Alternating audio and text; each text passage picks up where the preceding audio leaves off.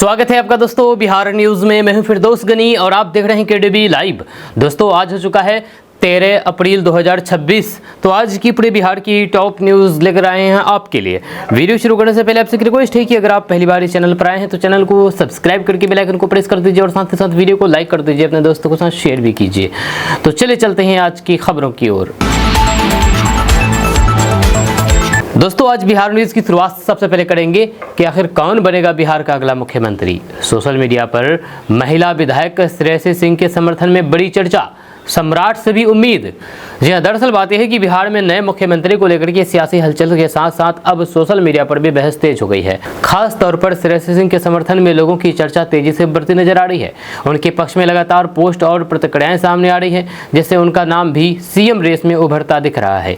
हालांकि सम्राट चौधरी को लेकर भी उम्मीदें पूरी तरह से खत्म नहीं हुई है। राजनीतिक गलियारों में अभी भी उन्हें एक मजबूत दावेदार माना जा रहा है। पार्टी के भीतर उनके समर्थन की चर्चा जारी है। ऐसे में सीएम फेस को लेकर के स्थिति पूरी तरह साफ नहीं हो पाई है। इस पूरे घटनाक्रम ने बिहार की राजनीति को और दिलचस्प बना दिया है। अब सभी की नजर इस बात पर टिकी है कि आखिरकार किस नाम पर अंतिम मोहर लगेगी और राज्य को नया मुख्यमंत्री मिलेगा। बिहार में 35 लाख उपभोक्ताओं को नहीं मिल रहा है बिजली बिल, 700 करोड़ से ज्यादा बकाया। जब बिहार में बिजली व्यवस्था को लेकर के एक बड़ी समस्या सामने आई है। खबर है कि बिहार के करीब 35 लाख उपभोक्ताओं को समय पर बिजली बिल नहीं मिल पा रहा है, जिसके चलते 700 करोड़ रुपए से ज्यादा की बकाया राशि जमा हो गई है। इस स्थिति ने बिजली विभाग की कार्यप्रणाली पर सवाल खड़े कर दिए हैं। जानकारी के मुताबिक तकनीकी खामियों और फिर प्रशासनिक लापरवाही के कारण बिलिंग प्रक्रिया प्रभावित हुई है। कई इलाकों में मीटर रीडिंग समय पर नहीं हो रही है, जबकि कुछ जगहों पर डेटा अपडेट में भी गड़बड़ी बताई जा रही है। इसका असर ये हुआ कि उपभोक्ताओं को सही समय पर बिल नहीं मिल पा रहा है और राजस्व वसूली भी प्रभावित हो रही है। किसानों को इस योजना के तहत मशीनों पर मिल रही है 80% तक की छूट, चूके तो होगा बड़ा नुकसान। दरअसल बात यह है कि किसानों के लिए सरकार की ओर से एक बड़ी राहत बड़ी खबर सामने आई है, जिसके तहत कृषि मशीनों पर 80% तक की सब्सिडी दी जा रही है। इस योजना का उद्देश्य किसानों को आधुनिक खेती के उपकरण उपलब्ध कराना और खेती को आसान और फिर अधिक उत्पादक बनाना है। इससे छोटे और फिर सीमांत किसानों को खास फायदा मिलने की उम्मीद है। वहीं पर जानकारी के मुताबिक इस योजना के तहत ट्रैक्टर से जुड़े उपकरण, सीड ड्रिल, हीरो रेपर जैसे कई जरूरी कृषि मशीनों पर भारी छूट दी जा रही है। इसके लिए किसानों को ऑनलाइन या फिर संबंधित विभाग में आवेदन करना होगा और फिर पात्रता के आधार पर उन्हें सब्सिडी का लाभ मिलेगा। सरकार का फोकस है कि ज़्यादा से ज़्यादा किसान इस योजना से जुड़े और आधुनिक तकनीक का इस्तेमाल करें। वहीं पर कृषि विशेषज्ञों का मानना है कि अगर किसान समय रहते इस योजना का लाभ नहीं लेते हैं तो उन्हें बड़ा नुकसान हो सकता है, क्योंकि इससे न सिर्फ खेती की लागत कम होती है बल्कि उत्पादन भी बढ़ता है। दोस्तों जेडीयू नेताओं ने किया मजबूर, नीतीश को देना पड़ा इस्तीफा, तेजस्वी ने किया बड़ा ऐलान। दरअसल बात यह है कि बिहार की राजनीति में एक बार फिर से बयानबाजी तेज हो गई है। आरजेडी नेता तेजस्वी यादव ने दावा कर दिया है कि जेडीयू के नेताओं ने नीतीश कुमार को इस्तीफा देने के लिए मजबूर कर दिया। जब उनके इस बयान के बाद सियासी माहौल और गर्म हो गया है और कई तरीके की चर्चाएं शुरू हो गई है। तेजस्वी यादव का कहना है कि पार्टी के अंदर लंबे समय से असंतोष चल रहा था और कुछ नेता नेतृत्व से संतुष्ट नहीं थे। इसी आंतरिक दबाव के कारण नीतीश कुमार को यह फैसला लेना पड़ा। उन्होंने ये भी आरोप लगाया है कि ये पूरी प्रक्रिया अचानक नहीं हुई है, बल्कि पहले से ही इसकी तैयारी चल रही थी। इस बयान के बाद बिहार की राजनीति में आरोप प्रत्यारोप का दौर तेज हो गया है। अब सभी की नजर इस बात पर टिकी है कि जेडीयू इस पर क्या प्रतिक्रिया देती है। बिहार में नीतीश ने अपनी ओर से सब कुछ कर दिया फिक्स, इस्तीफा से लेकर के शपथ तक की तारीख तय। दरअसल बात यह है कि बिहार की राजनीति में तेजी से बदलने की घटनाक्रम के बीच एक बड़ी खबर सामने आई है। बताया जा रहा है कि मुख्यमंत्री नीतीश कुमार ने अपनी ओर से इस्तीफे से लेकर के सरकार के शपथ ग्रहण तक की पूरी रूपरेखा तय कर दी है। इस खबर के बाद सियासी हलचल और तेज हो गई है। सूत्रों के मुताबिक इस्तीफे की तारीख और नई सरकार के गठन का समय पहले से ही तय कर दिया गया है, ताकि सत्ता परिवर्तन की प्रक्रिया बिना किसी बाधा की पूरी हो सके। इसके लिए गठबंधन स्तर पर भी बातचीत और फिर सहमति बनाई जा चुकी है, जिससे संकेत मिलता है कि राजनीतिक बदलाव अब सिर्फ औपचारिकता भर रह गई है। हालांकि अभी तक इस पूरे मामले की आधिकारिक पुष्टि नहीं हुई है, लेकिन इस घटनाक्रम ने बिहार की राजनीति को गरमा दिया है। प्रशांत किशोर की भविष्यवाणी, बिहार में जल्द खत्म होगी शराबबंदी, अगले 3-4 महीने में आर्थिक संकट का खतरा। जी हाँ, बिहार की राजनीति और फिर नीतियों को लेकर के प्रशांत किशोर का बड़ा बयान सामने आया है। उन्होंने दावा किया है कि राज्य में यानी कि बिहार में शराबबंदी जल्द ही खत्म हो सकती है और आने वाले 3 से 4 महीने में आर्थिक संकट गहराने की आशंका है। जहां उनकी इस बयान ने सियासी और आर्थिक दोनों ही मोर्चे पर नई बहस छेड़ दी है। प्रशांत किशोर का कहना है कि मौजूदा आर्थिक हालात को देखते हुए सरकार पर दबाव बढ़ रहा है और राजस्व की कमी एक बड़ी चुनौती बन सकती है। उन्होंने संकेत दिया है कि अगर स्थिति सही नहीं सुधरी तो फिर सरकार को अपने फैसले में बदलाव करना पड़ सकता है, जिससे शराबबंदी नीति भी शामिल हो सकती है। इस बयान के बाद बिहार में राजनीतिक प्रतिक्रियाओं का दौर शुरू हो गया है, जहां पर कुछ लोग इसे वास्तविक स्थिति का आकलन मान रहे हैं। बिहार में जलती चुभती गर्मी और 40 डिग्री वाला टॉर्चर, बारिश कब होगी, मौसम का हाल। दरअसल बात यह है कि बिहार में इन दिनों भीषण गर्मी ने लोगों का हाल बेहाल कर दिया है। कई जिलों में तापमान 40 डिग्री के आसपास पहुंच गया है, जिससे दिन के समय बाहर निकलना मुश्किल हो गया है। तेज धूप और फिर गर्म हवाओं ने लोगों को परेशान कर रखा है और हालात किसी हीट टॉर्चर से कम नहीं लग रहे हैं। मौसम विभाग के मुताबिक फिलहाल गर्मी से राहत मिलने की संभावना कम है। आने वाले कुछ दिनों तक तापमान इसी तरह ऊंचा बना रह सकता है। हालांकि कुछ इलाके में हल्की बारिश या फिर आंधी की संभावना जरूर जताई गई है, जिससे थोड़ी राहत मिल सकती है। खास करके शाम के समय मौसम में हल्का बदलाव देखने को मिल सकता है। मौसम विशेषज्ञों का कहना है कि अप्रैल के इसी दौर में तापमान का बढ़ना सामान्य है, लेकिन इस बार गर्मी का असर ज़्यादा तेज महसूस हो रहा है। लोगों को सलाह दी जा रही है कि वे तेज धूप से बचें, ज़्यादा से ज़्यादा पानी पिएं और ज़रूरी होने पर ही घर से बाहर निकलें। बिहार में 3 काम जिसके लिए हमेशा लिया जाएगा नीतीश कुमार का नाम। दरअसल बात यह है कि बिहार की राजनीति में नीतीश कुमार एक ऐसे नेता के रूप में जाने जाते हैं जिन्होंने लंबे समय तक शासन करते हुए कई अहम फैसले लिए। उनके कार्यकाल में कुछ ऐसे बड़े काम हुए हैं जिसके लिए उनका नाम हमेशा से याद किया जाएगा। इन फैसलों ने बिहार की छवि और फिर व्यवस्था दोनों पर गहरा असर डाला है। जहाँ सबसे पहले बिहार में शराबबंदी लागू करना उनका सबसे बड़ा चर्चित और बड़ा फैसला माना जाता है। इसके अलावा उन्होंने सड़कों और फिर बुनियादी ढांचों के विकास पर खास ध्यान दिया है, जिससे बिहार में कनेक्टिविटी बेहतर हुई है। वहीं पर शिक्षा और फिर खास करके लड़कियों की पढ़ाई को बढ़ावा देने के लिए साइकिल योजना जैसी पहल भी काफी सफल रही है। नीतीश कुमार के इस फैसलों को समर्थक जहां पर सुशासन और विकास की मिसाल मानते हैं, वहीं पर विरोधी इन पर सवाल भी उठाते हैं। जब बावजूद भी इसके ये तय है कि बिहार की राजनीति में उनके योगदान और फिर 3 बड़े फैसले, 3 बड़े कामों को लंबे समय तक याद किया जाएगा। बिहार के 4 एयरपोर्ट का सर्वे करने के लिए दिल्ली से आएगी टीम, राज्य सरकार ने लिखा लेटर। दरअसल बात यह है कि बिहार में हवाई कनेक्टिविटी को मजबूत करने की दिशा में एक बड़ा कदम उठाया है। जब बिहार सरकार ने 4 नए एयरपोर्ट के सर्वे के लिए केंद्र सरकार से पत्र लिखा है, केंद्र सरकार को पत्र लिखा है, जिसके बाद अब दिल्ली से विशेषज्ञों की टीम सर्वे करने के लिए आएगी। इस पहल से राज्य के कई इलाकों में हवाई सेवाओं के विस्तार की उम्मीद बढ़ गई है। जानकारी के मुताबिक जिन 4 स्थानों पर एयरपोर्ट निर्माण या फिर विस्तार की योजना है, वहां पर जमीनी हालात का आकलन किया जाएगा। सर्वे टीम रनवे, यात्री सुविधाओं और फिर तकनीकी जरूरतों का अध्ययन करेगी, जिसके आधार पर आगे की योजना तैयार की जा सके। बिहार में गर्मी बढ़ते ही प्रशासन ने कसी कमर, आग लगी रोकने के लिए एडवाइजरी जारी, अधिकारियों को दिया सख्त निर्देश। दरअसल बात यह है कि बिहार में बढ़ती गर्मी के साथ साथ आग लगने की घटनाओं का खतरा भी बढ़ जाता है, जिसे देखते हुए प्रशासन ने सख्ती बरतनी शुरू कर दी है। बिहार सरकार ने आग लगी की घटनाओं को रोकने के लिए एडवाइजरी भी जारी कर दी है और सभी जिलों के अधिकारियों को अलर्ट रहने के निर्देश दिए हैं। निर्देशों के मुताबिक ग्रामीण और फिर शहरी दोनों क्षेत्रों में खास सतर्कता बरतने को कहा गया है। खेतों में सूखी फसल अवशेष, बिजली के तारों की खराब स्थिति और लापरवाही से जलती आग को संभावित खतरों के रूप में चिन्हित किया गया है। साथ ही साथ दमकल विभाग को भी पूरी तरह से तैयार रहने को कहा गया है, ताकि किसी भी आपात स्थिति में तुरंत कार्रवाई की जा सके। प्रशासन का कहना है कि लोगों को जागरूक रहने की जरूरत है और छोटी छोटी सावधानियां अपना करके बड़ी घटनाओं को रोका जा सकता है। इस कदम का मकसद गर्मी के मौसम में आगजनी की घटनाओं को कम करना और जान माल के नुकसान से बचाव करना है। बिहार में सरकारी कर्मचारी अब सोशल मीडिया पर नहीं रख सकेंगे अपनी राय, सरकार ने जारी किया आदेश। दरअसल बात यह है कि बिहार सरकार ने सरकारी कर्मचारियों के सोशल मीडिया इस्तेमाल करने को लेकर के निर्देश जारी कर दिया है। नए आदेश के तहत अब कर्मचारी सोशल मीडिया पर अपनी व्यक्तिगत राय, खास करके सरकारी नीतियों और फिर राजनीतिक मुद्दों पर सार्वजनिक रूप से शेयर नहीं कर सकेंगे। इस फैसले को प्रशासनिक अनुशासन बनाए रखने की दिशा में अहम कदम माना जा रहा है। सरकार के निर्देशों के अनुसार कोई भी कर्मचारी ऐसी पोस्ट, टिप्पणी या फिर सामग्री शेयर नहीं करेगा जिससे सरकारी छवि प्रभावित हो और या फिर गोपनीय जानकारी बाहर आ जाए। इसके अलावा कार्यस्थल से जुड़े फोटो, वीडियो या फिर किसी भी प्रकार की संवेदनशील जानकारी शेयर करने पर भी रोक लगा दी गई है। नियमों का उल्लंघन करने पर सख्त विभागीय कार्रवाई की चेतावनी दी गई है। इस फैसले के बाद सरकारी कर्मचारियों के बीच चर्चा तेज हो गई है, जहां पर इसे अनुशासन और फिर जिम्मेदारी बढ़ाने वाला कदम माना जा रहा है। वहीं पर कुछ लोग इसे अभिव्यक्ति की आजादी से जिससे भी जोड़ करके देख रहे हैं। रफ्तार पर लगेगी लगाम, परिवहन विभाग का हादसों से बचने का नया फॉर्मूला, जानिए क्या बदला। दरअसल बात यह है कि बिहार में सड़क हादसों को रोकने के लिए परिवहन विभाग ने नया प्लान तैयार कर लिया है। बढ़ते एक्सीडेंट्स को देखते हुए अब रफ्तार पर लगाम लगाने और ट्रैफिक नियमों को सख्ती से लागू करने की दिशा में कदम उठाए जा रहे हैं। इस नए फॉर्मूले का मकसद लोगों की सुरक्षा सुनिश्चित करना और दुर्घटनाओं में कमी लाना है।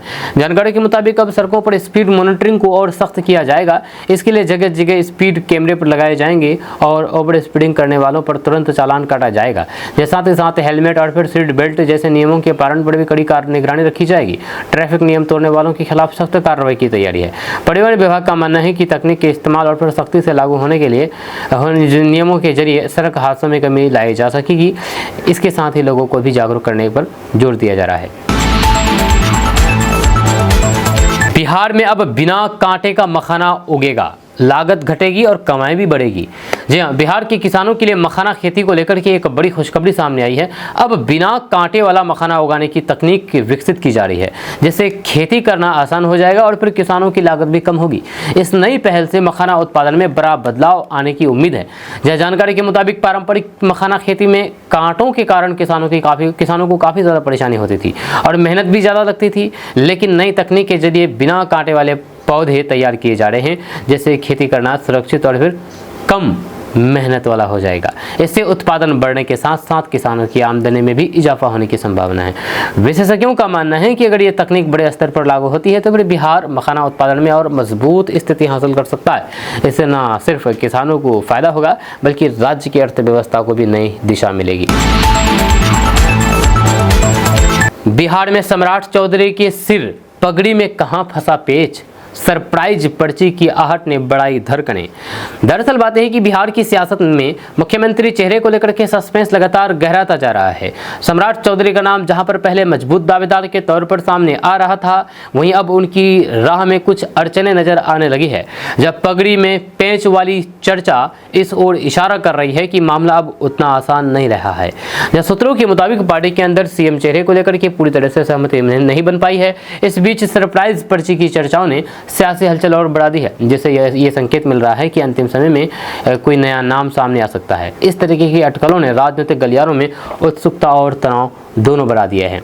अब सभी की नज़र पार्टी के शीर्ष नेतृत्व के फैसले पर टिकी है। ये देखना दिलचस्प होगा कि क्या सम्राट चौधरी पर भरोसा जताया जाता है या फिर वाकई कोई चौंकाने वाला नाम सामने आता है जो बिहार की राजनीति को नया मोड़ दे सकता है। सासाराम के काली मंदिर से 15 लाख रुपए की कीमत की 6 सोने की आंखें उड़ा ले गए चोर, गांव में हड़कंप। दरअसल बात है कि बिहार के सासाराम से एक चौंकाने वाली घटना सामने आई है, जहां पर काली मंदिर से चोरों ने करीब 15 लाख रुपए कीमत की 6 सोने की आंखें चोरी कर ली है। जब मंदिर से चोर चोरी कर ले के जा रहे हैं, उनको डर भी नहीं है कि भगवान का घर है, भगवान के घर से चोरी कर रहे हैं। जब इस घटना के बाद पूरे इलाके में हरकत मच गया है और लोगों में आक्रोश भी देखने को मिल रहा है। जानकारी के मुताबिक चोर देर रात मंदिर में घुसे और बड़ी ही सफाई से इस वारदात को अंजाम देकर के फरार हो गए। सुबह जब लोगों को इसकी जानकारी मिली तो फिर गाँव में अफरा तफरी का माहौल बन गया। स्थानीय लोगों ने तुरंत पुलिस को सूचना दी, जिसके बाद जाँच शुरू कर दी गई है। पुलिस आसपास के इलाकों में छानबीन कर रही है और सीसीटीवी फुटेज के जरिए चोरों की पहचान करने की कोशिश की जा रही है। इस घटना ने मंदिरों की सुरक्षा व्यवस्था पर भी सवाल खड़े कर दिए हैं। नीतीश कुमार के बाद सम्राट चौधरी या निशांत कुमार कौन बनेगा बिहार के मुख्यमंत्री, ये सवाल अक्सर पूछे जाते हैं। दरअसल बात यह है कि बिहार की राजनीति में इन दिनों सबसे बड़ा सवाल यही है कि नीतीश कुमार के बाद मुख्यमंत्री की कुर्सी में किसे मिलेगी, सम्राट चौधरी या निशांत कुमार। इन दो नामों को लेकर के चर्चा सबसे ज़्यादा तेज है। दोनों ही अलग अलग कारणों से सियासी समीकरणों में फिट बैठते नजर आते हैं, जिससे मुकाबला दिलचस्प हो गया है। सम्राट चौधरी को बीजेपी का मजबूत और अनुभवी चेहरा माना जाता है। पार्टी संगठन में उनकी पकड़ और फिर राजनीतिक अनुभव उन्हें इस दौर में आगे रखता है। वहीं पर निशांत कुमार का नाम एक नए और सॉफ्ट चेहरे के रूप में उभर रहा है, जिसे कुछ लोग नीतीश कुमार की विरासत के रूप में देख रहे हैं। हालांकि उनका राजनीतिक अनुभव सीमित है, लेकिन उनका नाम चर्चा में बना हुआ है। फिलहाल किसी भी नाम पर आधिकारिक मोहर नहीं लगी है और अंतिम फैसला पार्टी के शीर्ष नेतृत्व को ही करना है।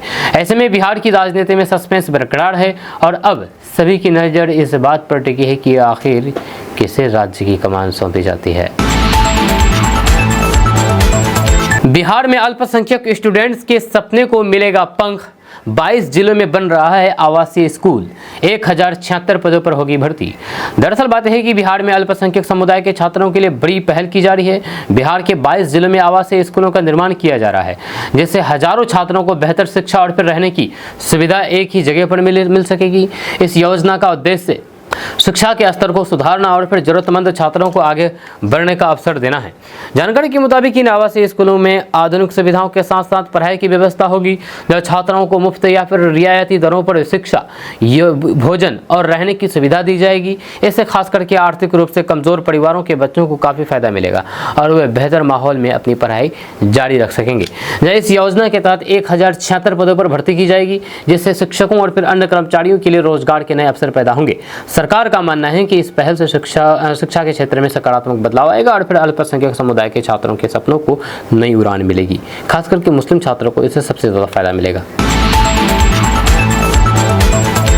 बिहार पंचायत चुनाव में बड़ा बदलाव। पहली बार इस तरह से होगा मतदान। 27 अप्रैल से वोटर लिस्ट प्रक्रिया शुरू। जानिए पूरी डिटेल। दरअसल बात है कि बिहार पंचायत चुनाव को लेकर के इस बार बड़ा बदलाव देखने को मिल सकता है। राज्य निर्वाचन आयोग ने मतदान प्रक्रिया में कुछ नए प्रयोग की तैयारी शुरू कर दी है, जिससे चुनाव को और पारदर्शी और फिर व्यवस्थित बनाया जा सके। इसी कड़ी में 27 अप्रैल से वोटर लिस्ट से जुड़ी प्रक्रिया भी शुरू होने जा रही है। जानकारी के मुताबिक इस बार मतदाता सूची को यानी कि लिस्ट को अपडेट करने और गलतियों को सुधारने पर खास जोर दिया जाएगा। इसके लिए विशेष अभियान चलाया जाएगा, जिसमें नए मतदाताओं का नाम जोड़ा जाएगा और फिर पुराने रिकॉर्ड को भी दुरुस्त किया जाएगा। साथ ही साथ मतदान प्रक्रिया में तकनीक के इस्तेमाल को बढ़ावा देने की भी तैयारी है, जिससे गड़बड़ियों को कम किया जा सके। चुनाव आयोग का मानना है कि इन बदलावों से चुनाव प्रक्रिया ज़्यादा पारदर्शी और फिर विश्वसनीय बनेगी। अब सभी की नज़र इस बात पर है कि नए प्रयोगों का जमीनी स्तर पर कितना असर पड़ता है और फिर क्या इससे मतदान प्रक्रिया पहले से बेहतर हो पाती है या नहीं। बिहार से ट्रेनों में महाराष्ट्र ले जा रहे थे 167 बच्चे। तस्करी की आशंका में कटनी स्टेशन पर उतारा गया। दरअसल एक चौंकाने वाली घटना, बिहार से महाराष्ट्र ले जा रहे हैं 167 बच्चों को मध्य प्रदेश के कटनी रेलवे स्टेशन पर उतार दिया गया। मामले में मानव तस्करी की आशंका जताई जा रही है, जिसके बाद प्रशासन और सुरक्षा एजेंसियां सतर्क हो गई है।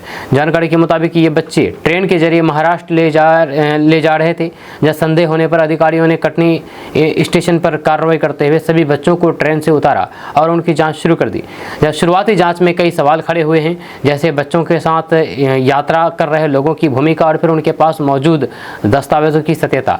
फिलहाल सभी बच्चों को सुरक्षित स्थान पर रखा गया है और उनसे पूछताछ की जा रही है। पुलिस और बाल संरक्षण से जुड़ी एजेंसियां मामले की गहराई से जांच कर रही है, ताकि ये पता लगाया जा सके कि ये वाकई तस्करी का मामला है या फिर इसके पीछे कोई और वजह है। अधिकारियों का कहना है कि सच्चाई सामने आने के बाद ही आगे की कार्रवाई तय की जाएगी। पटना से पूर्णिया सिर्फ 3 घंटे में पहुंचेंगे। बिहार के पहले ग्रीनफील्ड एक्सप्रेसवे का काम हुआ तेज। जाने लेटेस्ट अपडेट। दरअसल बात है कि बिहार में सड़क कनेक्टिविटी को नया आयाम देने वाली बड़ी परियोजना पर काम तेज हो गया है। पटना से पूर्णिया को जोड़ने वाले राज्य के यानी कि बिहार के पहले ग्रीनफील्ड एक्सप्रेसवे का निर्माण तेजी से बढ़ रहा है। इस एक्सप्रेसवे के बनने के बाद दोनों शहरों के बीच यात्रा समय से घट करके 3 घंटे रह जाएगा, जो अभी के मुकाबले काफी कम है। जानकारी के मुताबिक ये एक्सप्रेसवे पूरी तरह से लाइन पर बनाया जा रहा है, जिससे यातायात सुगम तेज होगा। परियोजना के तहत आधुनिक तकनीक का इस्तेमाल किया जा रहा है और निर्माण कार्य को समय पर पूरा करने के लिए कई एजेंसियां एक साथ काम कर रही है। इससे न सिर्फ यात्रा आसान होगी, बल्कि व्यापार और फिर परिवहन को भी बढ़ावा मिलेगा। सरकार का मानना है कि इस एक्सप्रेसवे से राज्य के पूर्वी हिस्सों का विकास तेजी से होगा। पूर्णिया और फिर आसपास के क्षेत्रों को पटना से बेहतर कनेक्टिविटी मिलेगी, जिससे निवेश और फिर रोजगार के अवसर भी बढ़ेंगे। अब लोगों की नज़र इस बात पर है कि ये परियोजना कब तक पूरी होती है और इसका लाभ जमीन पर कब से दिखना शुरू होता है। दोस्तों, बिहार में कौन होगा नीतीश कुमार के बाद सीएम? शिवराज सिंह चौहान बताएंगे नाम। बिहार में मुख्यमंत्री पद को लेकर के सस्पेंस लगातार बना हुआ है। नीतीश कुमार के बाद कौन बिहार की कमान संभालेगा, इस पर चर्चा तेज है। इस बीच खबर सामने आई है कि इस मुद्दे पर अंतिम फैसला पार्टी नेतृत्व करेगा और केंद्रीय स्तर के वरिष्ठ नेता शिवराज सिंह चौहान अहम भूमिका निभा सकते हैं। सूत्रों के मुताबिक बीजेपी के शीर्ष नेतृत्व की निगरानी में मुख्यमंत्री के नाम पर मंथन चल रहा है।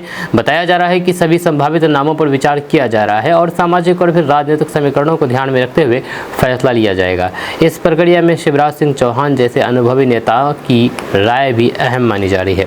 इस घटना ने बिहार की राजनीति को और दिलचस्प बना दिया है और सभी की नज़र इस बात पर टिकी है कि आखिरकार किस नाम पर मोहर लगती है और क्या वाकई शिवराज सिंह चौहान इस बड़े फैसले पर निर्णायक भूमिका निभाते नजर आएंगे।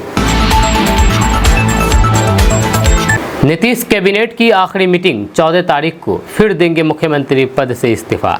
जी हां, बिहार की राजनीति में बड़ा बदलाव देखने को मिल सकता है। खबर है कि नीतीश कुमार 14 तारीख यानी कि कल अपनी कैबिनेट की आखिरी बैठक करेंगे, जिसके बाद वे मुख्यमंत्री पद से इस्तीफा दे सकते हैं। इस घटनाक्रम ने बिहार की सियासत को पूरी तरह से गरमा दिया है। सूत्रों के मुताबिक इस आखिरी बैठक में सरकार के कुछ अहम फैसले लिए जा सकते हैं ताकि कार्यकाल के प्रमुख कामों को अंतिम रूप दिया जा सके। इसके बाद इस्तीफे की प्रक्रिया पूरी की जाएगी और फिर नई सरकार के गठन का रास्ता साफ होगा।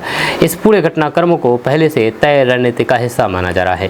नीतीश कुमार के संभावित इस्तीफे के साथ ही नए मुख्यमंत्री के चेहरों को लेकर के चर्चाएं तेज हो गई है। अब सभी की नज़र 14 तारीख पर टिकी है, यानी कि कल पर टिकी है कि कल क्या फैसला होता है और किसको मुख्यमंत्री बनाया जाता है। नकल रोकने के लिए टीचर ने सड़क को बना दिया एग्जाम हॉल। अपनाया ऐसा तरीका देखकर दंग रह जाएंगे बड़े बड़े एग्जामिनर। दरअसल बात यह है कि सोशल मीडिया पर इन दिनों एक वीडियो तेजी से वायरल हो रहा है, जिसमें एक टीचर ने नकल रोकने के लिए अनोखा तरीका अपनाया है। उन्होंने छात्रों को कमरे में बैठने के बजाय सड़क पर ही परीक्षा दिलाने का फैसला किया, जैसे हर छात्र के बीच पर्याप्त दूरी बना रहे और नकल की संभावना खत्म हो जाए।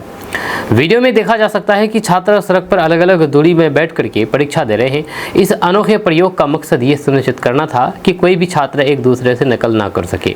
यह टीचर का यह तरीका अब चर्चा का विषय बन गया है और लोग इसे अलग अलग नज़रिए से देख रहे हैं। जब कुछ लोग इस फैसले की तारीफ कर रहे हैं और इसे नकल पर रोक लगाने का प्रभावी उपाय बता रहे हैं, तो वहीं पर कुछ लोग इसे असुविधाजनक और असामान्य भी मान रहे हैं। कुल मिलाकर के इस वीडियो ने शिक्षा व्यवस्था में नए प्रयोग को लेकर के नई बहस छेड़ दी है। जेडीयू विधायक पप्पू पांडे और उनके भाई सतीश की गिरफ्तारी तय, पुलिस को कोर्ट से मिला वारंट। जाने पूरा मामला। दरअसल बात यह है कि बिहार की राजनीति में एक और बड़ा मामला सामने आया है। जेडीयू विधायक पप्पू पांडे और उनके भाई सतीश पांडे के खिलाफ गिरफ्तारी की कार्रवाई तेज हो गई है। खबर है कि पुलिस को कोर्ट से वारंट मिल चुका है, जिसके बाद अब उनकी गिरफ्तारी लगभग तय मानी जा रही है। जानकारी के मुताबिक दोनों के खिलाफ दर्ज मामले में लंबे समय से जाँच चल रही थी। पर्याप्त सबूत मिलने के बाद पुलिस ने कोर्ट में वारंट मांगी थी, जिसे अब मंजूरी मिल गई है, जिसके बाद पुलिस टीम उनकी तलाश में जुट गई है और जल्द ही गिरफ्तारी की कार्रवाई हो सकती है। इस घटनाक्रमों के बाद राजनीतिक हलकों में हलचल तेज हो गई है, जब विपक्ष ने इस मामले को लेकर के सरकार पर सवाल उठाने शुरू कर दिए। वहीं पर अब सभी की नज़र इस बात पर है कि आगे की कार्रवाई कब और कैसे होती है। 76,000 स्कूलों में म्यूजिक टीचर नहीं, फिर 158 करोड़ रुपए खर्च क्यों? तेजस्वी का बड़ा सवाल, बोले सीएम फेस का क्या मतलब। दरअसल बात यह है कि बिहार की शिक्षा व्यवस्था को लेकर के तेजस्वी यादव ने बड़ा सवाल उठाया है। उन्होंने कहा कि बिहार के करीब 76,000 स्कूलों में म्यूजिक टीचर ही नहीं है, फिर भी सरकार इस मद में 158 करोड़ रुपए खर्च कर रही है। उनके इस बयान ने एक बार फिर से शिक्षा व्यवस्था और फिर सरकारी खर्च को लेकर के बहस छेड़ दी है।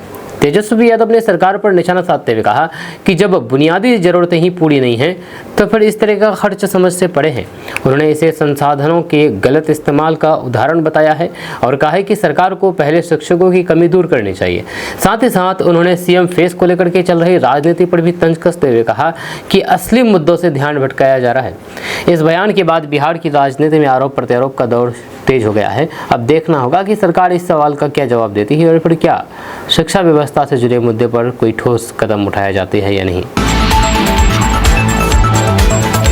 बिहार में बुजुर्गों के लिए बड़ा अभियान, 35 लाख बनेंगे आयुष्मान कार्ड, हर जिले में कैंप। दरअसल बात यह है कि बिहार में बुजुर्गों के लिए सरकार ने एक बड़ा अभियान शुरू करने की तैयारी की है।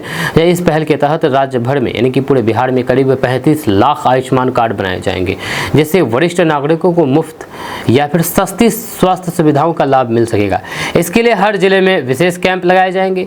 जानकारी के मुताबिक इन कैंपों के जरिए पात्र बुजुर्गों की पहचान करके उनका ऑन द स्पॉट पंजीकरण किया जाएगा। आयुष्मान कार्ड बनने के बाद उन्हें निर्धारित अस्पतालों में इलाज की सुविधा मिलेगी, जिससे महंगे इलाज का बोझ कम होगा। इस अभियान का उद्देश्य ज़्यादा से ज़्यादा लोगों को स्वास्थ्य सुरक्षा योजना से जोड़ना है। वहीं पर सरकार का मानना है कि इस कदम से बुजुर्गों को बड़ी राहत मिलेगी और स्वास्थ्य सेवाओं तक उनकी पहुंच आसान होगी। अब प्रशासन की कोशिश है कि अभियान को तेजी से पूरा किया जाए ताकि अधिकतम लोगों को इसका लाभ मिल सके। बिहार में नई सरकार बनने से पहले विरोध प्रदर्शन तेज, राजस्व कर्मचारियों के बाद अब पंचायत सचिवों ने खोला मोर्चा। दरअसल बात है कि बिहार में नई सरकार के गठन से पहले विरोध प्रदर्शन का और दौर तेज होता जा रहा है। जहां राजस्व कर्मचारियों के बाद अब पंचायत सचिवों ने भी अपनी मांगों को लेकर के मोर्चा खोल दिया है। इससे प्रशासन के सामने नई चुनौती खड़ी हो गई है और सियासी माहौल भी गर्माता जा रहा है।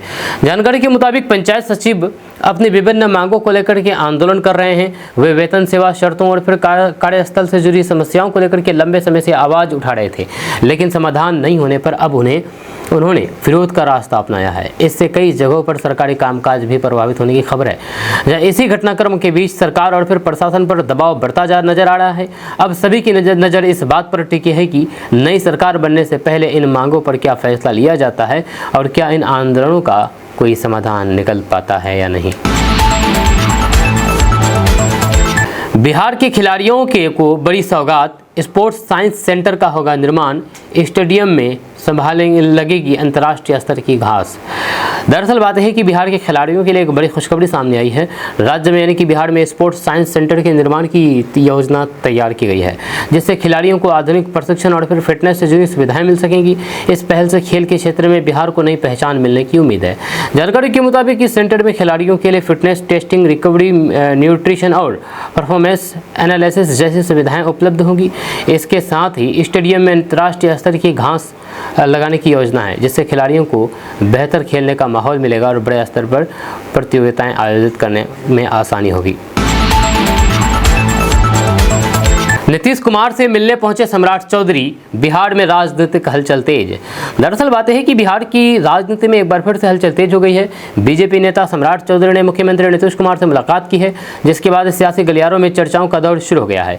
इस मुलाकात को मौजूदा राजनीतिक परिस्थितियों के लिहाज से काफी अहम माना जा रहा है। जानकारी के मुताबिक दोनों नेताओं के बीच राज्य की यानी कि बिहार की वर्तमान स्थिति और सरकार गठन से जुड़े मुद्दों पर बातचीत हुई है। हालांकि बैठक में क्या क्या चर्चा हुई है इसकी आधिकारिक जानकारी सामने नहीं आई है, लेकिन इसे सत्ता समीकरण से जोड़ करके देखा जा रहा है। इस मुलाकात के बाद कयासों का बाजार गर्म हो गया है। सभी की नज़र इस बात पर टिकी है कि आने वाले दिनों में राजनीतिक घटनाक्रम किस दिशा में आगे बढ़ता है और क्या इस मुलाकात का असर मुख्यमंत्री के चेहरे को लेकर के चल रही चर्चा पर पड़ता है, ये बड़ा सवाल है। दोस्तों, अब किशनगंज के किसी भी व्यक्ति को थाने का चक्कर नहीं लगाना पड़ेगा। अब किशनगंज के सभी थानों में शिकायत पेटी लगाई जाएगी, जहाँ साथ ही साथ QR कोड भी लगाया जाएगा, जिसको स्कैन करके आप अपना फीडबैक दे सकते हैं। आपको बता दूं कि अगर आपको किसी भी तरीके की शिकायत है तो आप खुद से इस चीज़ का इस्तेमाल कर सकते हैं। जी हाँ, आपको बता दूं कि किशनगंज के पुलिसिंग को और पारदर्शी और जनता के करीब बनाने के लिए एक नई पहल शुरू की गई है।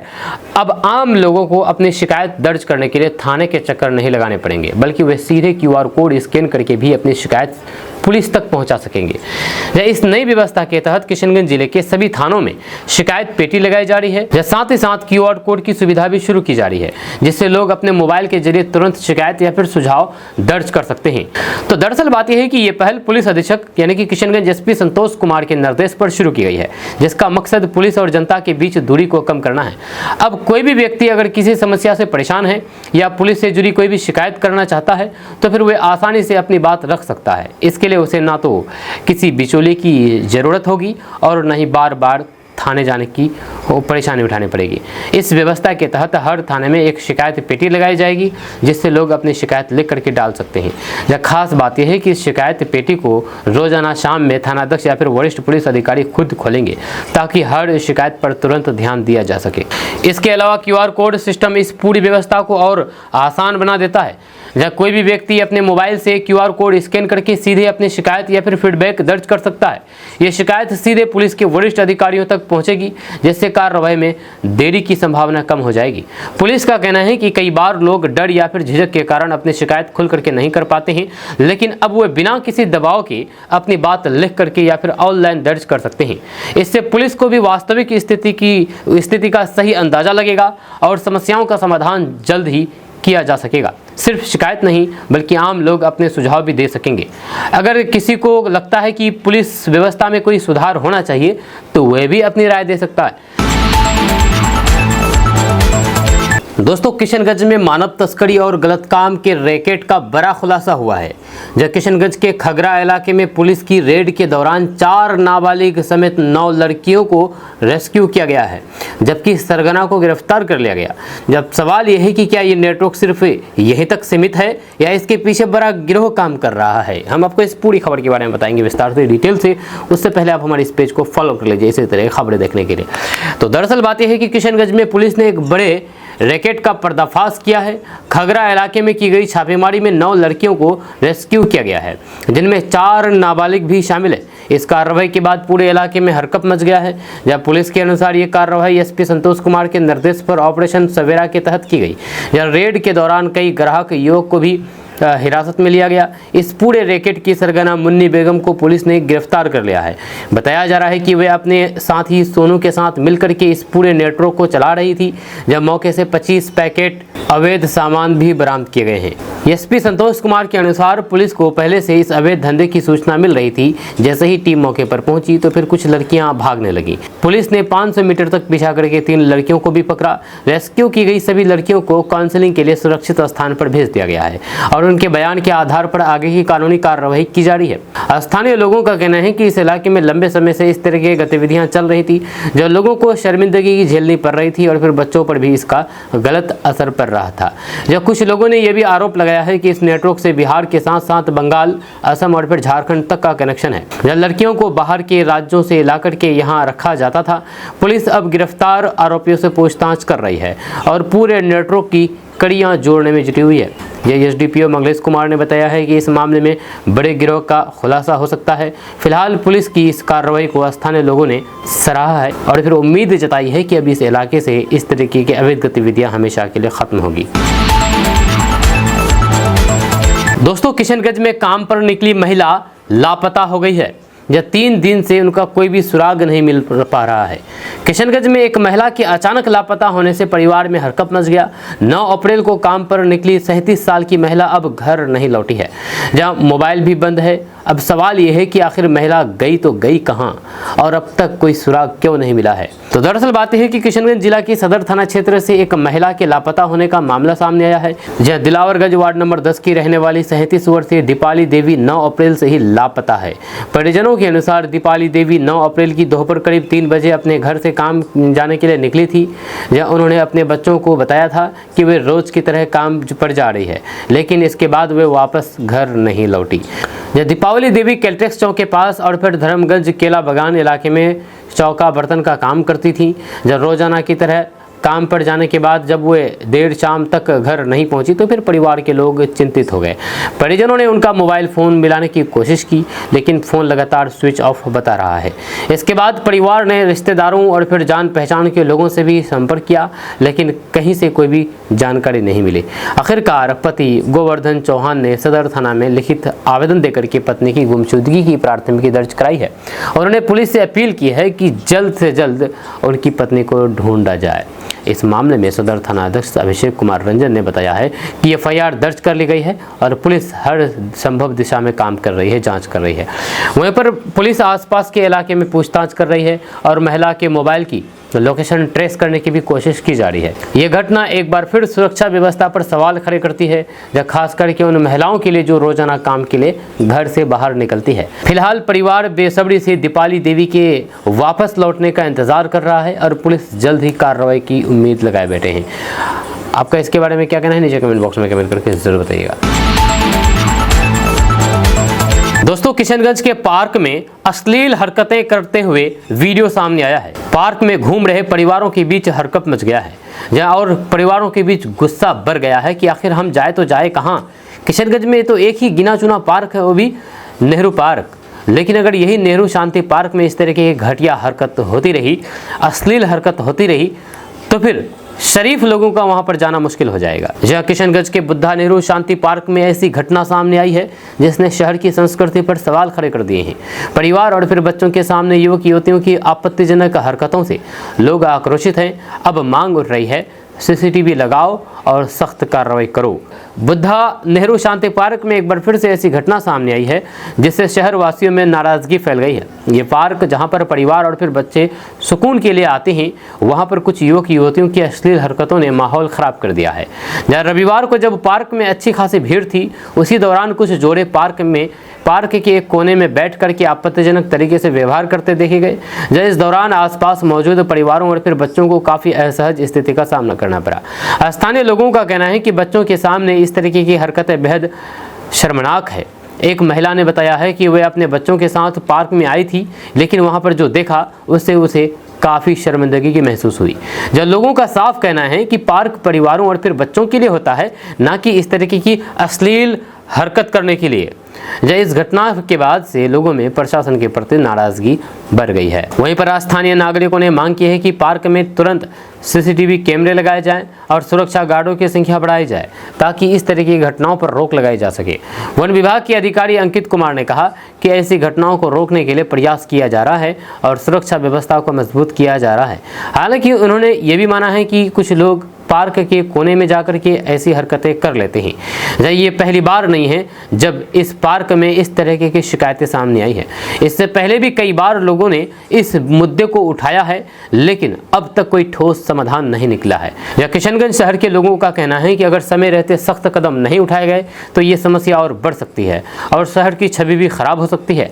अब देखना होगा कि प्रशासन इस मामले में क्या कदम उठाता है और क्या वाकई पार्क को परिवारों के लिए सुरक्षित और मर्यादित जगह बनाया जा सकेगा। आपका इसके बारे में क्या कहना है, नीचे कमेंट बॉक्स में कमेंट करके जरूर बताइएगा।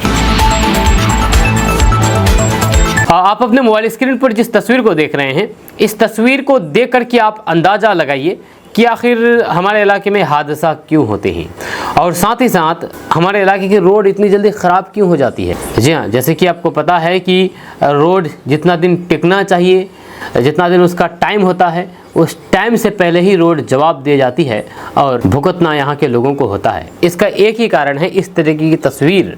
इस तरीके की ओवरलोडिंग की वजह से किशनगंज सहित सीमांचल की रोड बहुत जल्द टाइम से पहले ही जवाब दे जाती है। ये ताज़ा मामला जो आप तस्वीर देख रहे हैं, ये कहीं और का नहीं, किशनगंज के पौवाखाली का है।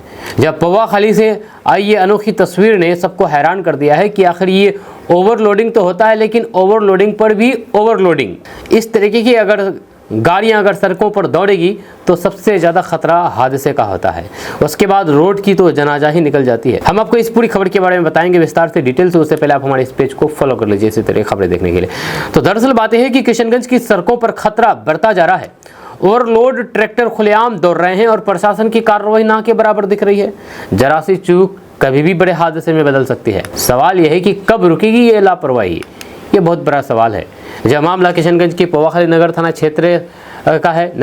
पौवाखाली नगर थाना क्षेत्र में एक बार फिर से ओवरलोडिंग का गंभीर मामला सामने आया है, जिसने सड़क सुरक्षा को लेकर के बड़े सवाल खड़े कर दिए हैं। डे मार्केट रूट पर एक ट्रैक्टर निर्धारित क्षमता से कहीं अधिक बोरे लाद करके ले जा रहा था। ट्रैक्टर पर इतना ज़्यादा भार था कि उसका संतुलन बिगड़ता हुआ साफ देखा जा सकता था। जी हाँ, आपको बता दूं कि डे मार्केट रूट में अगर आप जाएंगे कभी भी पौवाखाली में तो सिंगल रूट है, और सिंगल रूट में अगर इस तरह से अगर ओवरलोडिंग अगर कोई भी गाड़ी जाती है तो जाहिर सी बात है कि सामने से आ रही गाड़ी को साइड देने के लिए, रास्ता देने के लिए इसको मेन पिच रोड से उतरना पड़ेगा। और अगर उतरते हैं तो जाहिर सी बात है इस तरह की ओवरलोडिंग की वजह से बड़े हादसा भी हो सकते हैं। जी हाँ,